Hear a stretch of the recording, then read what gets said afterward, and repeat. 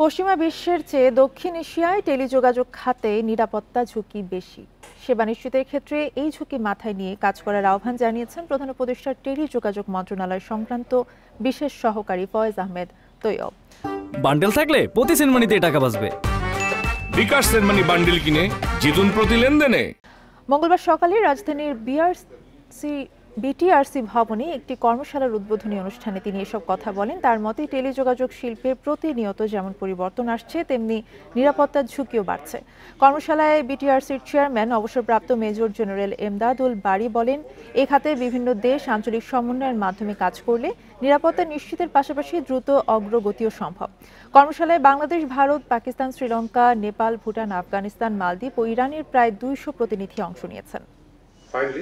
Once again, I would like to convey my gratitude to APT for